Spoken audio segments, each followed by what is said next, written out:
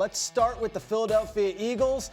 They hire Sean Mannion as the offensive coordinator. You're like, Sean Mannion, the old Oregon State quarterback who's been a backup in this league for many years, spent a year with the Packers last year as their quarterbacks coach, is now the offensive coordinator of a team that won the Super Bowl 2 years ago.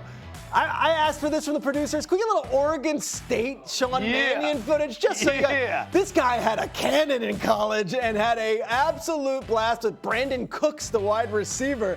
Mannion was his guy, had a really decorated career in the Pac-12, played for many teams in the NFL, primarily the Rams and the Vikings, finished with the Seahawks, and now is going to be the offensive coordinator of the Philadelphia Eagles, one of the most microscopic jobs in the league where all eyes are on you. Bart Scott, your thoughts on a guy who has never called plays in the NFL and is fresh off the playing field? I mean, that job will make you famous, either or infamous. You know, it all depends on how you look at it. He has tremendous opportunity with a lot of great weapons. Let's see what he learned in Green Bay with LaFleur and see if he can turn that into like a offense that can give a fresh look for a guy like Jalen Hurts. You know, Harry talked about putting him under center, being able to play with play action, being able to turn his back to the sidelines. But I think it's fractured there, and I wonder why so many veteran play callers did not decide to go there and take that job. When you, from the outside looking in, it looks like a tremendous opportunity. You go there 1 year, you help win a Super Bowl or be in a meaningful game,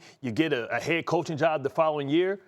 Some people said no, especially Brian Daboll. The names were Daboll, Mike McDaniel was thrown around there. There were several, whatever it is, what was actually on the table was a situation where the last offensive coordinator had his house egged by the fans, and obviously the offense didn't get going. What can Sean Mannion bring to this team to get them back on track? I think the first thing is not having the offense be so stagnant. There are so many times when we watch Jalen Hurts in this offense and guys being spread out within this offense, and the defense basically knows what's coming or what they're going to run.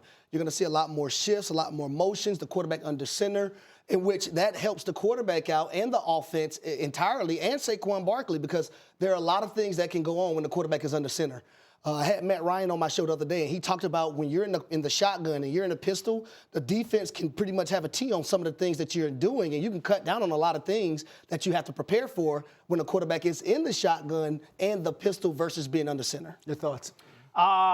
Is Jalen Hurts going to run the ball more? Because we blame the coordinators, and I understand that, but his design runs dropped off by about 40% this year, and he wants to preserve the body? Fine, understandable. But, if he's not running, can this offense get back to what it was when he was running? It's a high-pressure job, and Sean Mannion has it. And we're here in the hurry-up.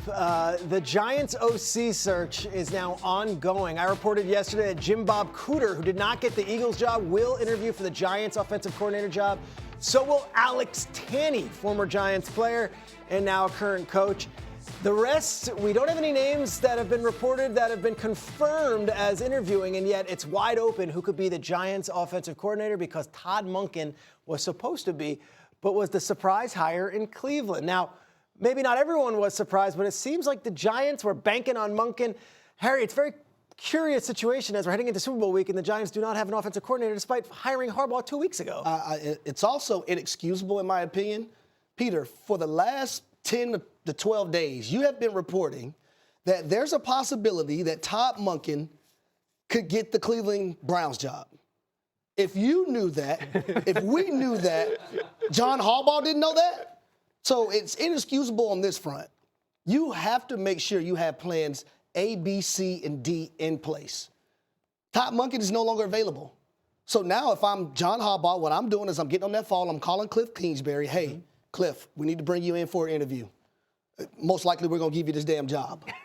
That's what should happen right now if I'm John Harbaugh. Cliff Kingsbury still not anywhere. He's still waiting to go. What are your thoughts? Is that ironic that he's out there, that he's kind of wore his welcome out in Washington? We know how it ended in Arizona. So maybe it's something to that. You know what I mean? Maybe he doesn't play well in the sandbox with others. But one thing you don't. Beggars can't be choosers right now. No. Listen. Harbaugh is never going to come from a place of desperation. You talk about a man that coached in Baltimore for 18 years, that lost coordinators every year on the defensive side of the ball, and just continued to promote and find hidden gems. He's a coach. He's a son of a coach. He's been in this game for a long time. I don't worry about him.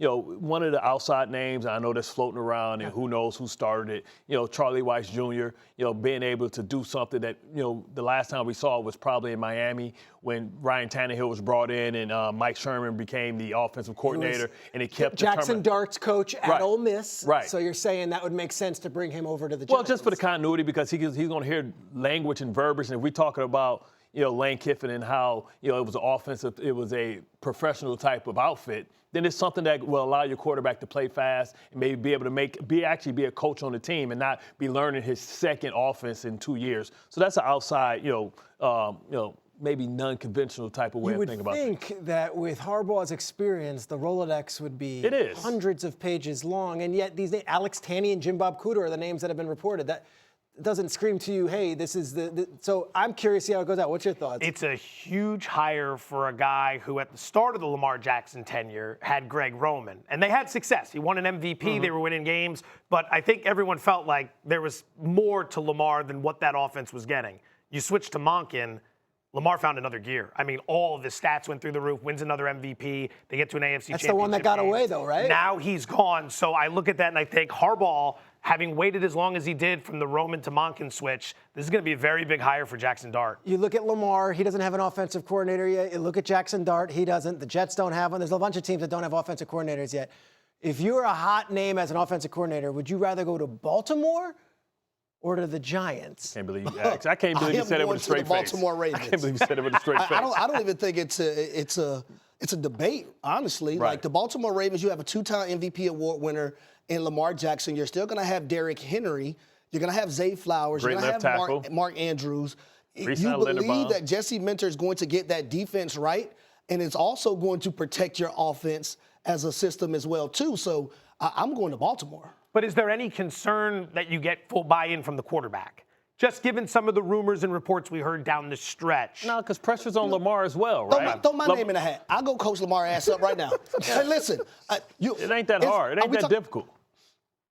You don't want to coach Lamar Jackson? That's not the thing. It wouldn't be you don't want that. it. We're just curious, if you get there and you're very excited about it, are you getting full buy-in from him? Do you have the chance to hit the full potential? Lamar has no choice. Like, we always go back to draft day.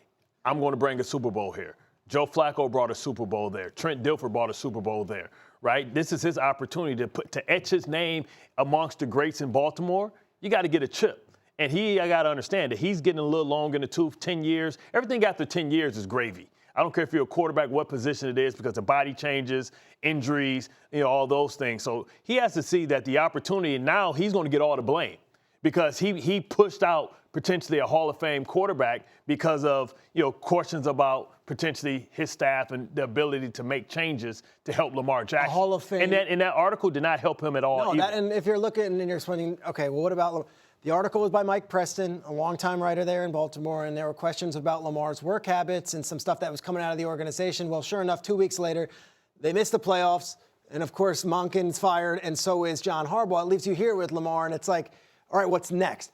What does Lamar Jackson need to do to get over the hump and to finally silence all of those critics, and especially those who read that article and read too much into it? Number one, you look at the last 8 years and you say to yourself, if you're Lamar Jackson, what I've done up until this point hasn't been enough, right? So what do I need to do as an individual to get us over the hump?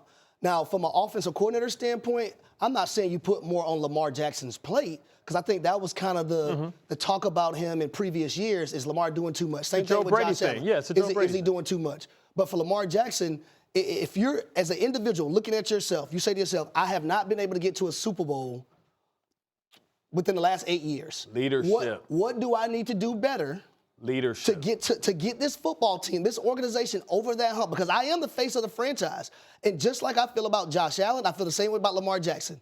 If things don't work out with these two new head coaches, we're not going to look and point the blame at these head coaches first. We're going to look at these MVP quarterbacks and blame them first. The fact that Drake May is in the Super Bowl and Drake May was playing Jarrett Stidham in the AFC Championship while Lamar's sitting at home and Josh Allen's sitting at home, that's got to be the wake-up call of all wake-up calls, that you missed an unbelievable opportunity to seize upon that legacy. Really, the underlining story about what's going to contribute to the success of the Baltimore Ravens and Lamar Jackson this year is how he handles his contract negotiations. Listen, we love Zay Flowers, and he's a nice receiver, but I'm talking about get a legitimate stud out there or have to re-sign Linderbaum, all those things, because now you got a guy in New York, and we're going to see how much the Ravens players really, really love Harbaugh because they have some pivotal guys, Isaiah Likely, Linderbaum. You got Patrick Ricard, who was the identity, part of that identity there, that